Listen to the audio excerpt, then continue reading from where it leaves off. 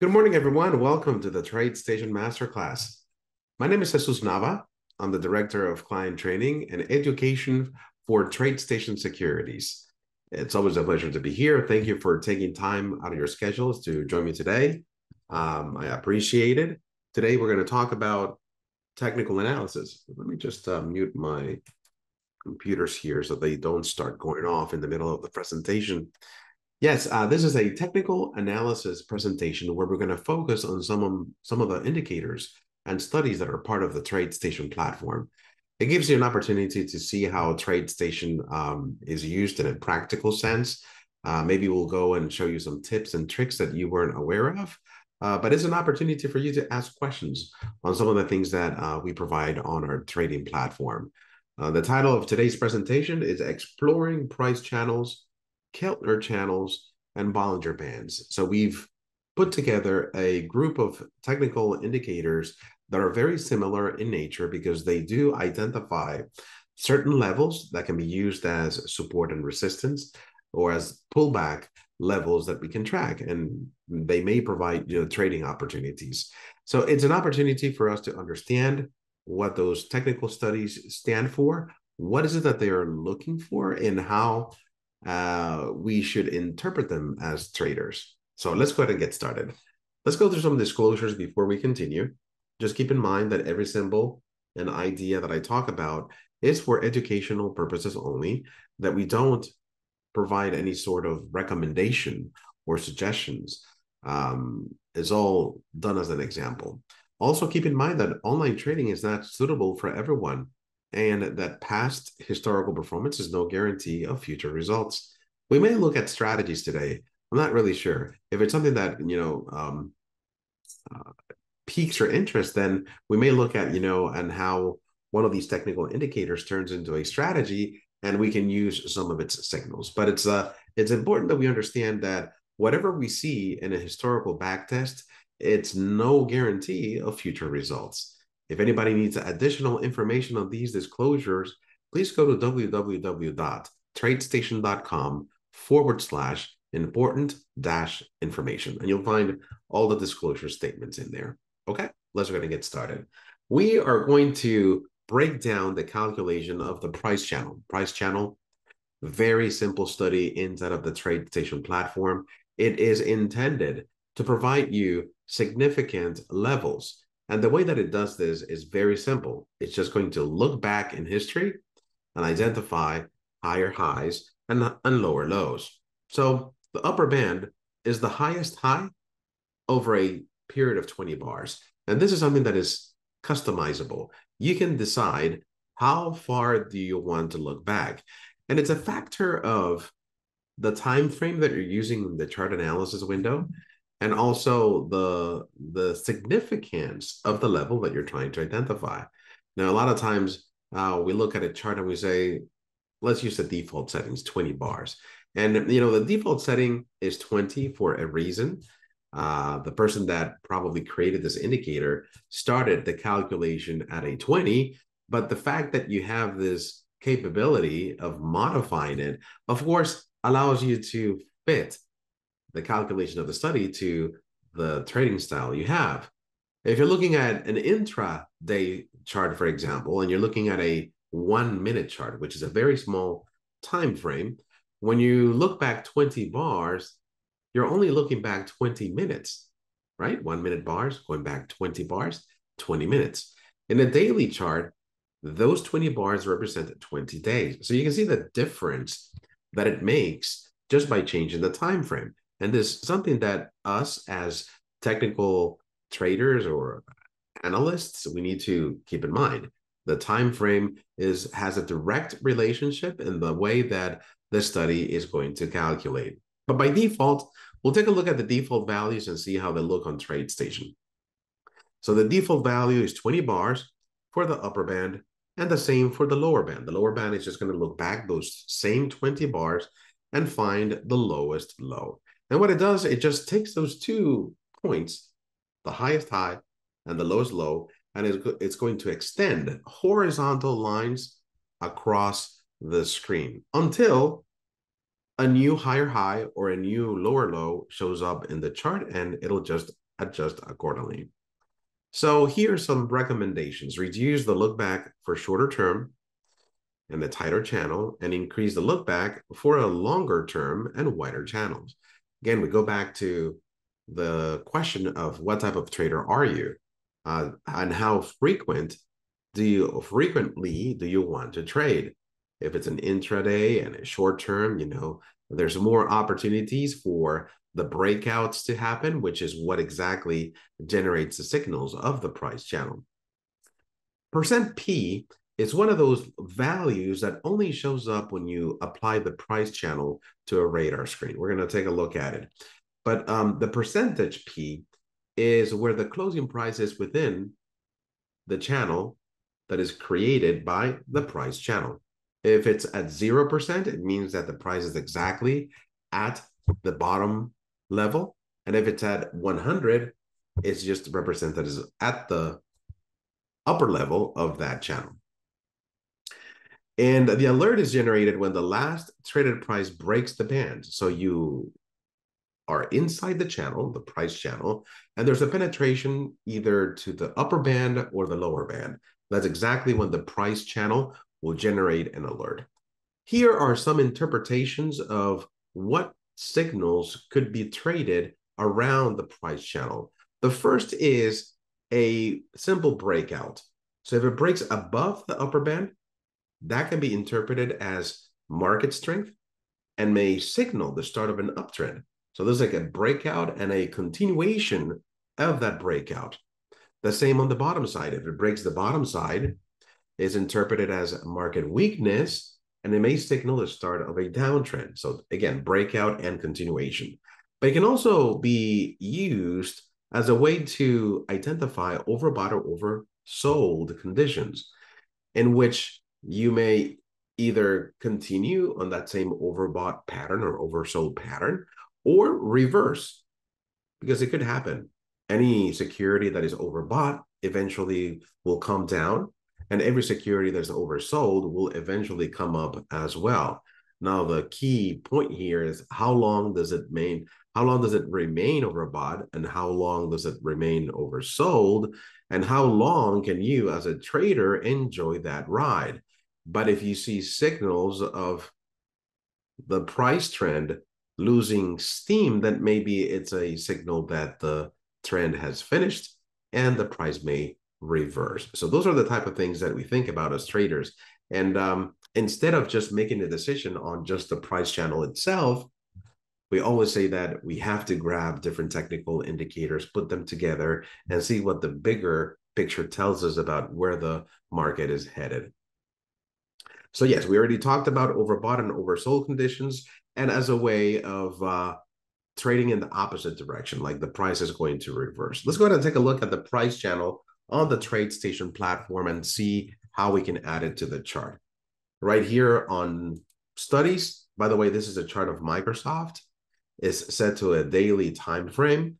So when we talked about the 20 bars that the price channel looks back, we're talking about 20 trading days, which is close to 1 month of activity, of trading activity. Remember that weekends are not counted. So in a 30-day, in a month, we have about 22, 23 trading days. So if you want to be a little bit more exact and say, okay, I want to have 30 days of trading activity, then you have to account for that. If you just want 1 month, it's about 22 or 23 trading days.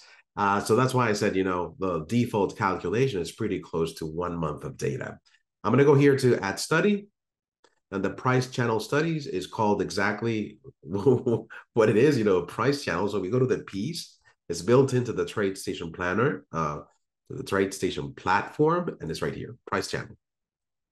I click OK. And I'm not going to change anything on the study. I'm just going to click OK here. And this is what it looks like. I'm going to press the up arrow key to expand my chart a little bit and talk about what is happening here on the very front of this chart. Microsoft, you can see that the price has been going up and down within this channel. Right now, the price of Microsoft is 442. You can see the blue line. The blue line identifies this highest high of the past 20 bars. And literally, if we count, 20 bars back, we can see that the highest high is right here where the blue line is. And the red line is the opposite side. We look back those 20 days and we identify the lowest low, and that is going to be the red line. So in the past 20 days, Microsoft went up as high as 447 and it came down as low as 410.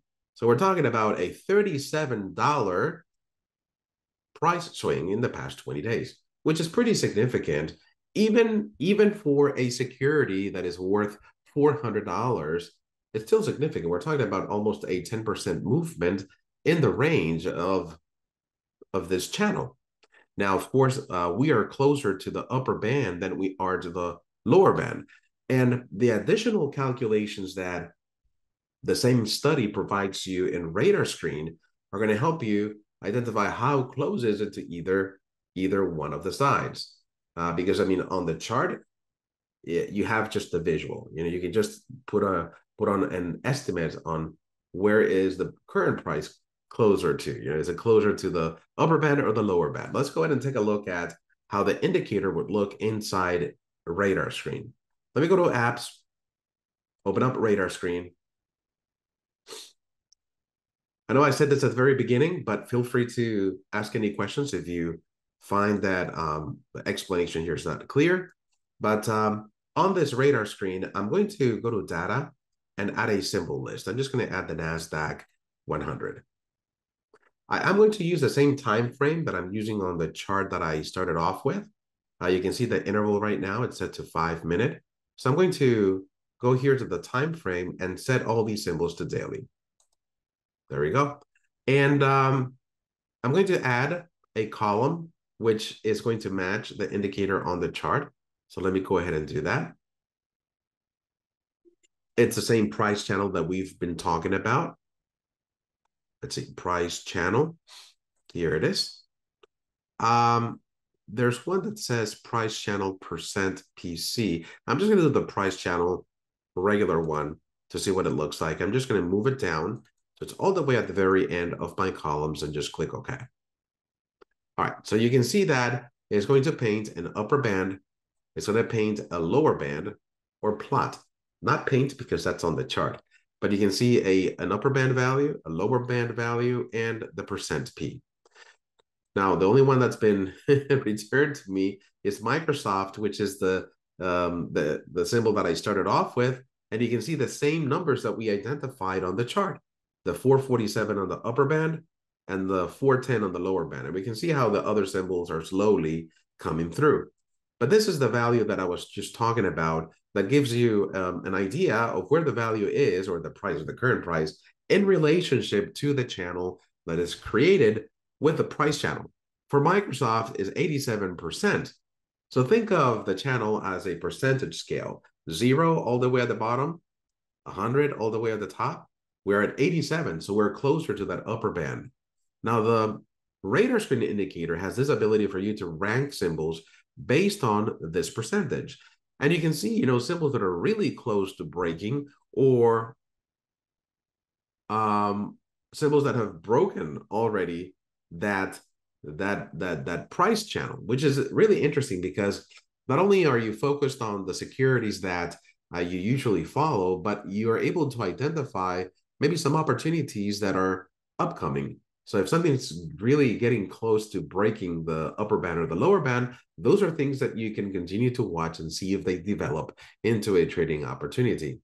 If I double click on percent P, the percentages are going to be sorted in descending order. Notice that the highest one right now is AEP. This is American Electric Power, AEP, and it's at 83%. Actually, no, this is not descending. This is ascending order because the orders will go higher. So it's interesting that out of all the 100 symbols that make up the NASDAQ 100, the lowest is this security that is at 83%. So you can already see that if we take the overall market, that all these securities are closer to breaking the upper band. It's a, it's a big signal, or it's a big indication of a bullish market. If we double click again on that percent P, we're going to get, oh, so this is ascending. It was, yes, it was ascending.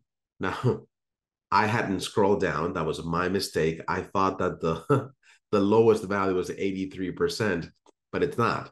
The lowest value is negative 9%. So I've scratched that off when I said that this is an indication of a bullish market, because there are stocks that are closer to the bottom band. I mean, overall, the market, of course, has been going up, but there's going to be some securities that are going to show different market behavior. Here are some securities, if I rank these symbols based on percent P, that are closer to the lower band. In fact, this one right here that has a negative 10.5 is a stock that is below the lower band. This symbol is Texas Instrument, TXN. If I go back here to the chart and I put it here into my price channel, you can see what's going on with Texas Instrument. Take a look. A few days ago, we were here on the upper band.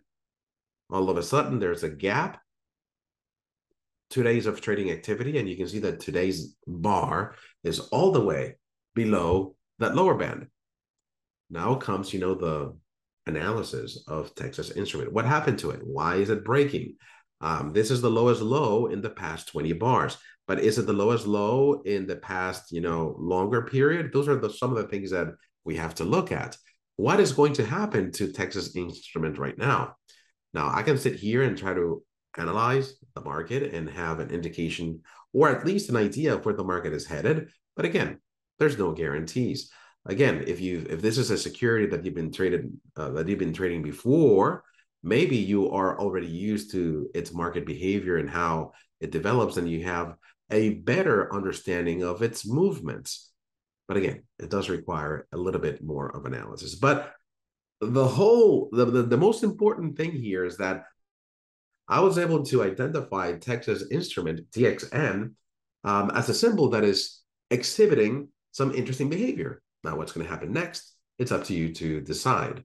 But a tool like Radar Screen does allow you to rank symbols and see which one is closer to developing a breakout or not.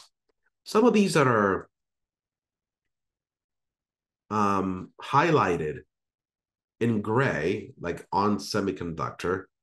Now I'd have to look at why is that highlighted in gray. A lot of times, you see things on studies and you have to figure out why is that shaded in gray. Now, of course, you can see the security is all the way at the bottom, almost ready to penetrate that bottom band again. It penetrated it earlier today, and I bet you that the gray shade just means that the security has penetrated its bands, but it's returned inside the channel. And if you look closely at what happened here on the current bar, that's exactly what happened. There was a penetration earlier today, but we're back inside the channel. Is it going to break out this price channel by the end of the day? That's something still to be determined. But by looking at Radar Screen, I'm able to see also these stocks that are inside the channel but broke it earlier on that current bar. Another example is ADI. If I load it up here on the chart, you can see similar behavior where the tail of that candlestick breaks the bar, but the price returns inside the channel. So the Radar Screen study, even though it's based on the same calculation, does provide you a little bit more information about what the study is doing. Again, double click on the column headers so that you can see the extremes and see which symbols are already exhibiting this breakout behavior and determine if they present a trading opportunity. Of course, you can see the ones that are shaded in gray. We already talked about those. Those are the ones that broke or penetrated the band on the extreme side earlier today, but it's not doing it anymore. We're inside the channel one more time. But let me take a look at maybe I'll have to clarify that a little bit more, because I'm sure that these ones right here, like let me go to 134. This is ADSK Autodesk, ADSK. So the price here is going to be completely above the band. So yeah, that's exactly what it means. I don't have to verify the definition. So when you have a percentage, like over here, a percentage that is above 100%, we already said that at the beginning of the explanation that 0 is the bottom band, 100 is the upper band. So anything outside of those values is going to represent a breakout. So all these numbers outside of 100 are above. So I wonder what the shading here is for CrowdStrike, for example. If the price is already above the upper band, why is it gray? So I may have to look into that a little bit more. CRWD. Let's see. CRWD. So how is this different than the other symbol that we were talking about? Let me take a look at another one. Zscaler, ZS. Yeah, this is very similar to the one we were just looking at. So let me look at, whenever I have a question like that, and you may come across, a study in TradeStation like this, and you're wondering why is there a shade of gray in some of these and not the others? Because I thought it was a breakout that had happened earlier, and it's not active anymore. But all of these that are above 100 are already, penetrating that upper band. So let's go ahead and figure out what the shade is. I'm not sure if anyone here knows what the shade means, but a way that you can find out is going into the easy language code because it tells you what the color coding is based on. I'm going to right click on the column header for price channel, studies, and edit the easy language for the price channel. Let's go ahead and take a look.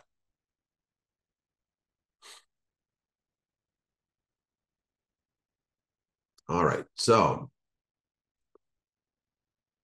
the background alert cell, dark gray.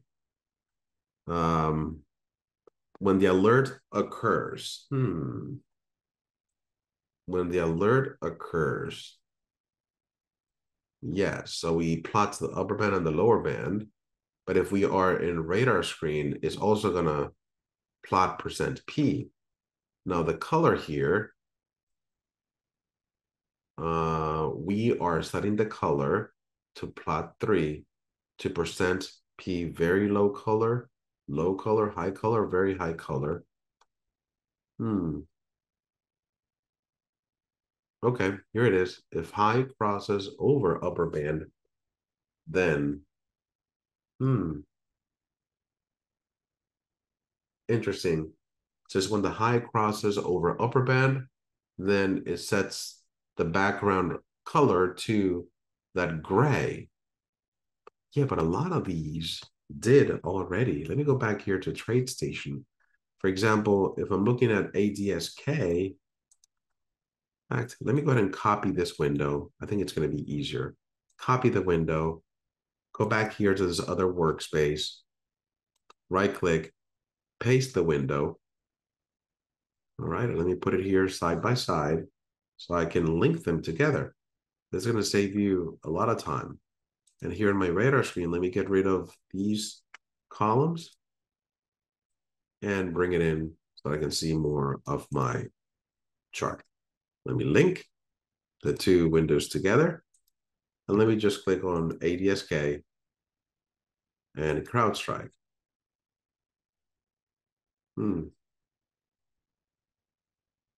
So the high is penetrating the upper band. We go back here to the development environment. If the high crosses over upper band, then alert. Price instead of background color alert. So, it's more of a real time alert. Doesn't give me the full answer. It's just interesting. Maybe if it happened recently, then the background is, but all of these, you can see how the high is above the band. which is the criteria that I'm looking at on the code here.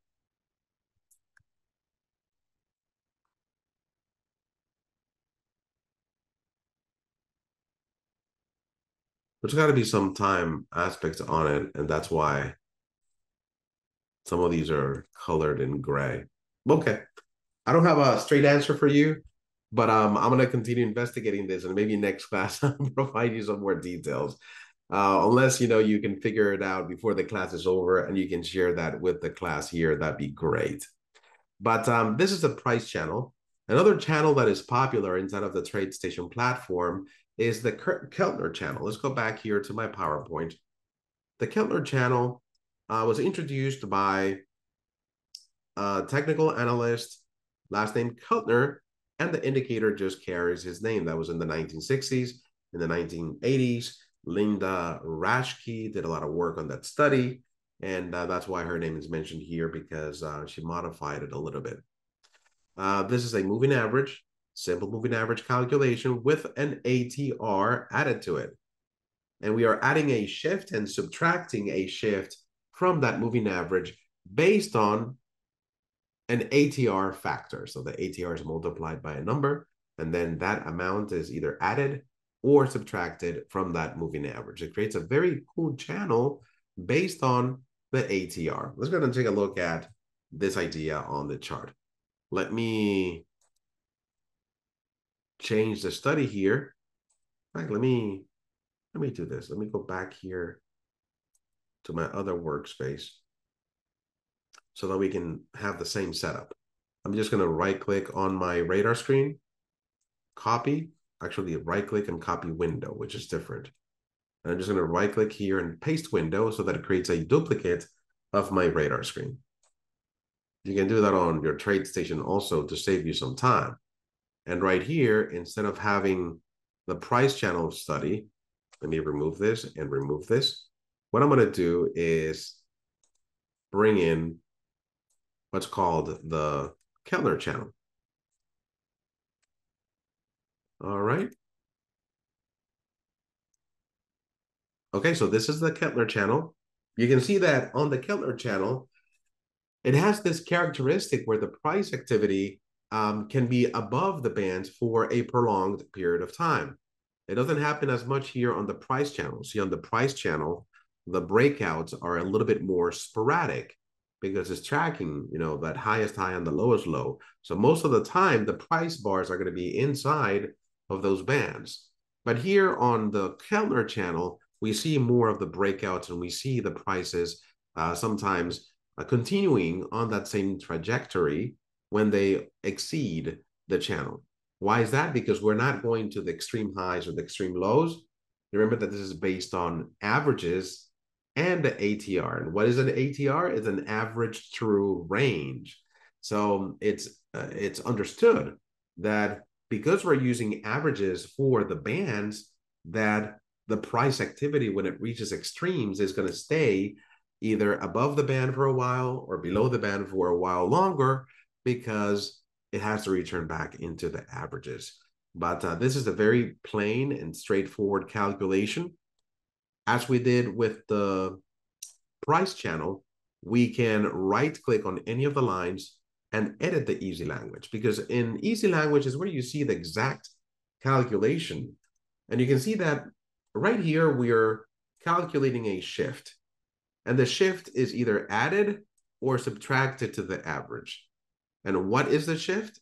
The shift is ATR calculation, the average to range, times the number of ATRs. The number of ATRs is something that is built into the study. It's set to 1.5. So whatever value it determines to be the average true range is going to multiply that 1.5, and it's going to add and subtract that from the moving average.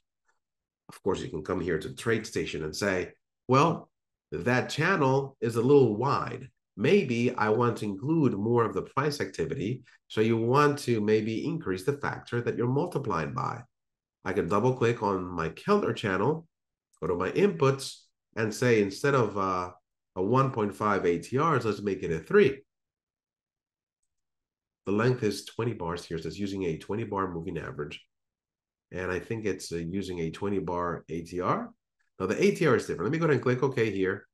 But you notice that as I change the ATR to 3, now there's less price points outside of the channel.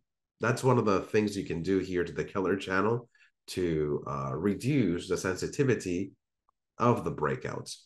Now, inside of the channel, inside of the easy language, notice that you have a length that is used in the average to range calculation, but it's also used in the average, in the simple moving average. So the 20 is used in both places to calculate the moving average and also to calculate the ATR that is going to be used in the shift.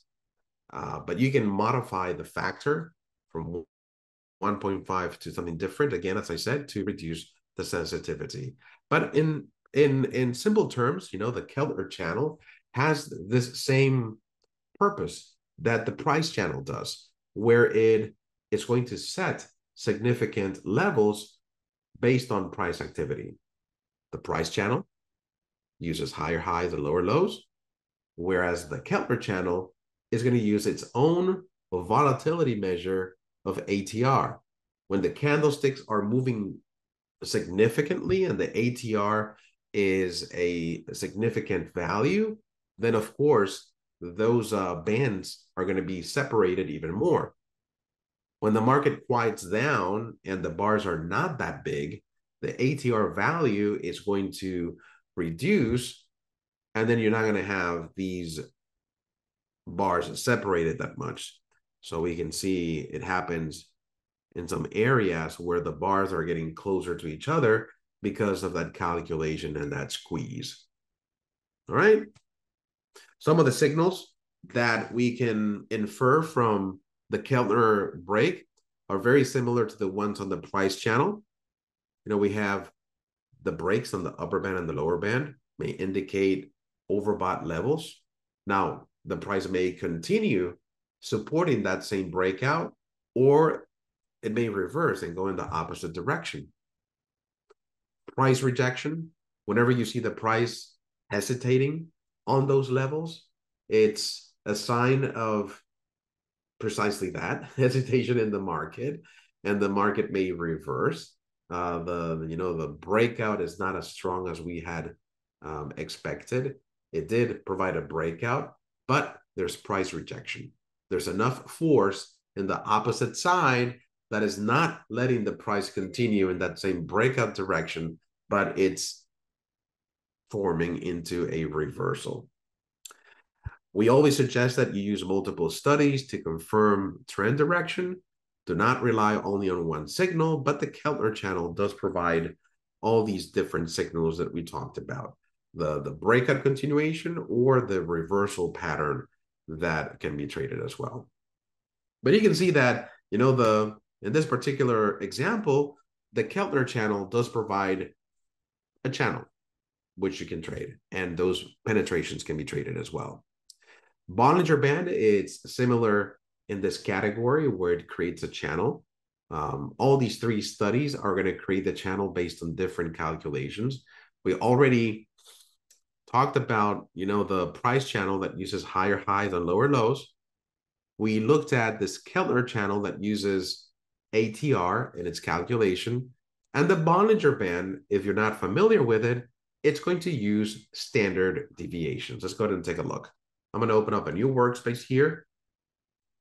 Bring in the same window or the same radar screen we had copied over. I'm going to remove the price channel.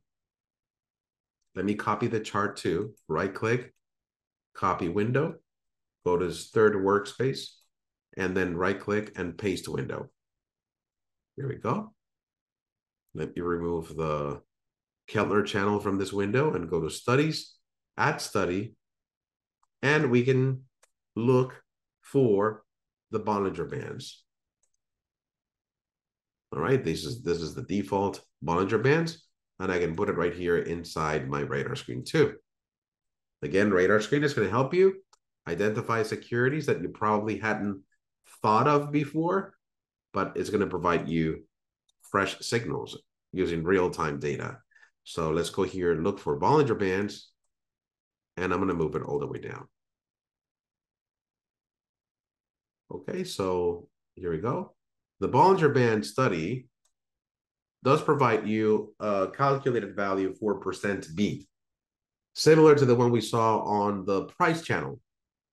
And the price channel is called percent P, and it tells you where the current price is in relationship to that channel. Again, 0 to 100 is the channel itself. Anything above 100, you're above the band. Anything below 0, you're below the band. Exactly the same concept. Take a look at all the securities that are above 100. They're colored in yellow, but if I click on Z-scaler, for example, I can see that Z-scaler is breaking on the upper band.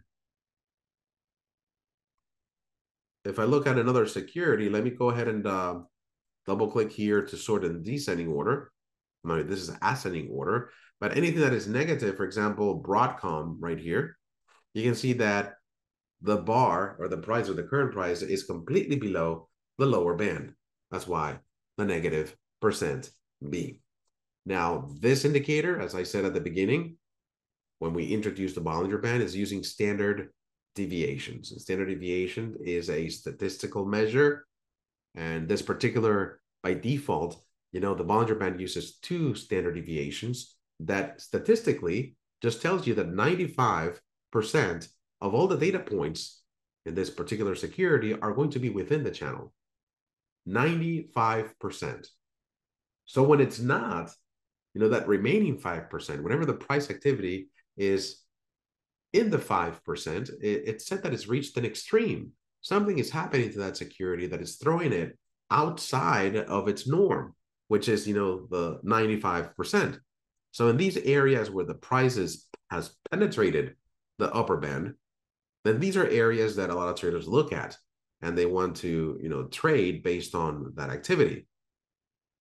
The default calculation on the Bollinger Band, or the default alert that is generated, is whenever the price activity returns inside the channel, which is interesting because you may be looking at the Bollinger Band and saying, well, whenever the price activity breaks the bands, I want to be alerted.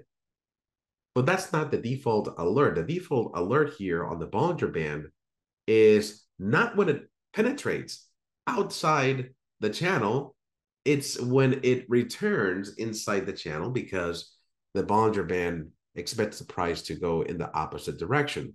So whenever you have this penetration on the upper side and the price enters the channel one more time, this is where the Bollinger Band says, well, the price is going to head in the opposite direction, meaning the short trade, because it's going to get closer to where the average is. You reach an extreme, and whenever that rubber band gets released, it's going to return back to its original form where it was. And that's the concept here behind Bollinger Bands, that whenever the security is outside the bands and at these extremes, it's expected to go back to where it was. So if you were to apply a strategy to any of these technical ideas, you can. It provides you an overview of how that idea would have worked. And TradeStation has strategies that go along these technical ideas so that you can test how the strategy behaves based on that very simple concept. Again, just looking at one study, not getting confirmation from other studies, which is not the way that we suggest things should be done. We always suggest that you should be looking at different technical indicators to get a stronger signal. But if I wanted all of a sudden test, this idea that I just talked about, whenever it goes to these extremes and it returns inside the channel, you can go to studies and add a strategy. Now, I believe we have strategies on all the ones we talked about. So if I scroll here, we have the price channel strategy. You can test that out. Let me see if we have the Keltner channel strategy. I don't think. Here it is. Yeah, we have the, no, that's a key reversal. Here it is. The Keltner channel strategy. We also have it in there. And we have the Bollinger Band strategies that you can test as well. Let me put the Bollinger Bands in so you can see exactly what I mean by that. And click OK. All right, let me go ahead and see what happened here. So the strategies applied, you can see how the signals are generated. I was a little bit curious because we pointed out that this trading activity and we said, well, we are outside the channel and then we go inside. I was expecting to see a trade here. Now, I was expecting to see a short trade. Now, why did the strategy not take this short trade? Because it was already in a short position.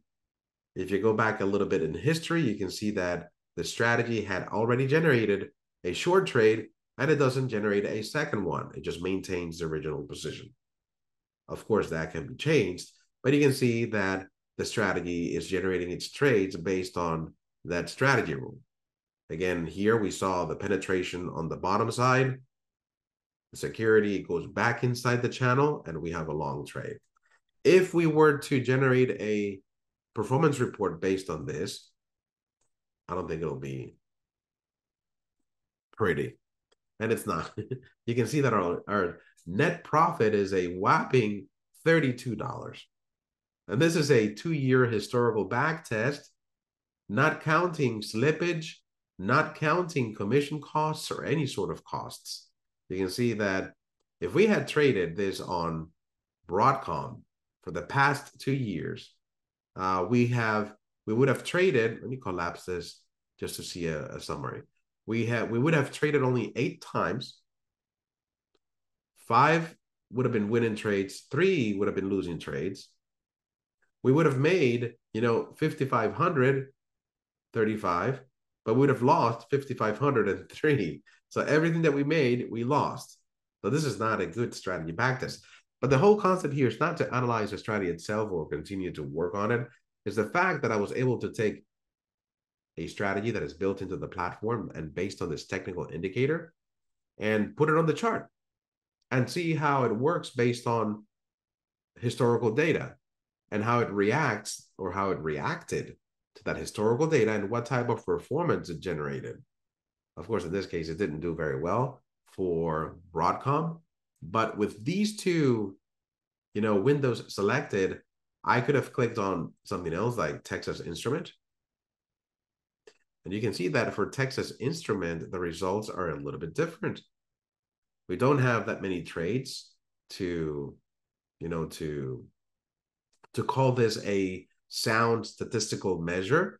I feel that's very, very, or too few trades. I would have liked to see more just to have a little bit more of a sample, but you can see that it behaves differently on Texas Instruments.